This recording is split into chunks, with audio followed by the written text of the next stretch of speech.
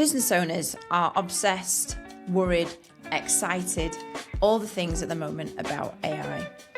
And everyone's wondering when God's going to create that 8th day of the week to actually figure out AI. Like, I feel like people have forgotten that people still got businesses to run and they're trying to figure out when to implement, when to learn, all the new stuff. Like, we've just had a new thing to figure out. And now more than ever, the phrase which you'll have heard me say a million times is that if you don't have an assistant, you are one. Like, it's so true. It's truer than ever right now in 2026. There is a lot to do. There is a lot to figure out. And today's episode is going to talk through the 5 signs that you are still your own assistant as a business owner, even in the age of AI. And I'm going to touch on the difference between an AI agent and an executive assistant. And I think it's going to be really useful for people that are excited and panicked all at the same time about learning, implementing agents. You know, it's changing all the time. And it's going to be helpful for those people that also are losing more time than ever because they're trying to implement all the new shiny things. And I think that business owners are doing more tinkering than ever. They are more distracted by shiny new object syndrome.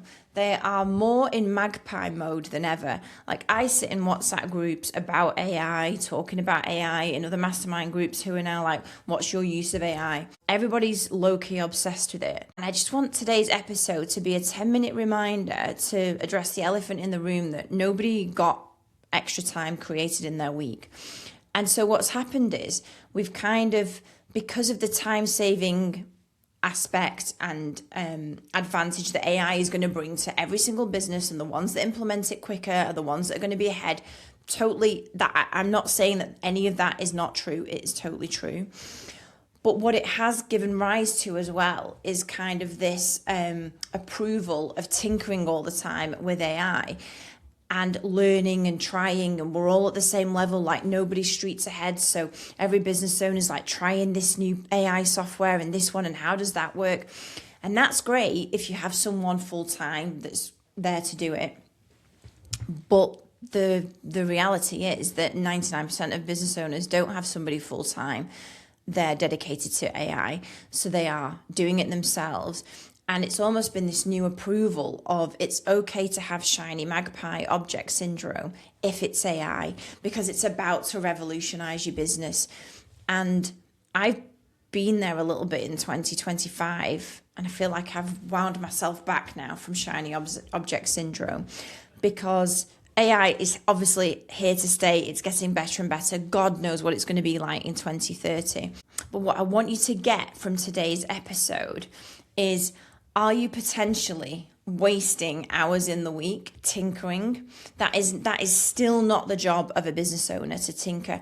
Yet maybe if you block a couple of hours in the week or you block some time, but I want to get away from tinkering because AI is putting some business owners down a path that they are going to waste lots of time. They're going to forget about the key strategy for every business owner, which is leverage, delegate, and make the absolute most of your time and pass off everything to everybody else. Like today, I want to be that slightly annoying voice in your ear that is, don't get so distracted by AI that you forget to do the thing you should actually be doing in your business, which is maximizing the most important thing that you have, which is your time. So just a minute to big up AI. Not for a second is this episode about don't use it, don't implement it.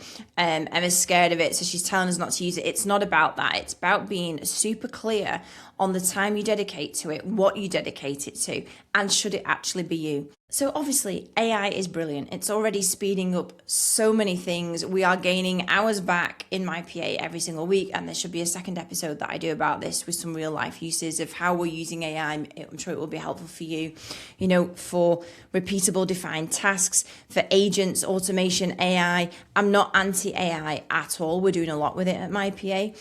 But I think it'd be easy for business owners to get really sidetracked and think that they are then working on the most important stuff when actually they're just working on a new version of all the softwares that have come before, all the automations, all the new, like, all the things that we think are going to be the silver bullet. If it is on you to set it up, if it is on you to do all the testing and tinkering, 100% you are going to have a problem because there are only so many hours in the day. So the thing is as well with AI agents and automation, somebody still has to set them up, somebody still has to manage them, somebody still has to make sure that they are doing the thing, because they're only as good as the information we put in. And if that is you doing the thing, then you definitely have a problem pending. And right now in most small businesses, that person is the business owner. So I just wanted to make a core distinction between AI agents and automation, which I know we're going to get better and better, but I'm just talking about them at the level that they're at now, and an executive assistant, because some people are getting really wrapped up in the fact that they're not going to need any team members. Everything's going to be AI, and probably at some point that's going to happen. It wouldn't be for me, like who wants to sit on their own all day talking to agents, not me. But I just wanted to make the distinction between the two, because an AI agent is going to perform the task with the information that you give it. So it's only as good, obviously, as the information you put into whatever system you're using. That's what it's going to base its decision making from. An EA, on the other hand, has something that AI cannot do at the moment, which is one, hierarchical reasoning, but two, that connection and emotional intelligence of understanding you as a human, and whether that's they know that you operate best in the morning, so your time should be kept clear then, whether you need keeping to account on the things that have to happen, whether you a client's just cancelled and actually you need a time to yourself because you're a bit stressed, and like an EA is going to think for you. An EA is going to tie together all of the open and closed loops. Again, an AI agent will only deal with the specificness of the task that you've given it. An EA's job is to look at the 51 tasks that are happening at any one time, close loops, pull them together, think about them before you, without you having to identify every single task that's hanging around. That is an EA's job, and at the moment it's very, very difficult for AI to replicate that. And so I want this episode to be helpful, because I don't want somebody to think an AI agent is the place where every business owner should be heading to, because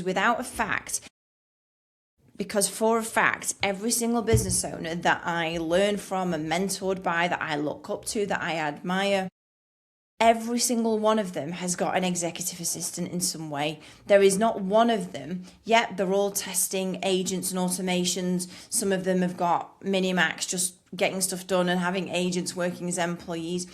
But every single one of them has still got an executive assistant. And I just think it's a really key distinction that business owners need to be mindful of at the moment, that you can sit in your office, go down the rabbit hole and try and automate all these individual tasks, or you can have your time protected by an EA who can also help you implement the AI agents. Like I'm just afraid that some business owners are going to become stuck in the doing, in creating something that doesn't go anywhere, in creating an automation that doesn't work, in creating an agent that they then can't monitor and it starts to do the wrong thing. Still, the number one thing should be protecting your time, because it's the only thing we can't make more of, as we know, with somebody that can connect with you, have the relationship, understand your nuance of how you like to work. And that is when you start to operate in your most, as I would say, focus on the fun stuff, doing the things that you really enjoy. So AI is exceptional at execution with the information that you give it. What it's not so good at yet, and what it can't do yet, is knowing when you're tired, knowing that a client needs handling with some care because they've had a couple of repeating problems. Know that you need the afternoon free because actually you're just completely overwhelmed. An executive assistant is still the key advantage that every business owner I admire still has in their business. They haven't completely thrown out all team members to just build AI agents. They're testing AI and they still have an executive assistant. Here's my fear, and I say this as someone who loves AI. We're implementing it, we're testing it, I'm trying all the new stuff all the time. But my fear is that AI is going to get small business owners stuck in the weeds more than ever before, because they've got the approval and the excuse that it means they're going to be ahead of the curve, when actually they're back in old shiny object syndrome, which for years all the gurus have told you to stay out of, just to stay on the most important stuff. But the AI hype is giving every business owner the excuse they need to test and get stuck into all this sexy new stuff, which isn't necessarily going to bring any return to their business. I'm afraid that business owners are no longer spending half an hour to delegate a task or to pass it to a team member. Instead, they're spending hours trying to create an AI agent for it. And yet I know these things will get quicker and faster. But instead of actually just focus on delegating the task, everybody's trying to become a technician to create the agent, and it's completely self-defeating.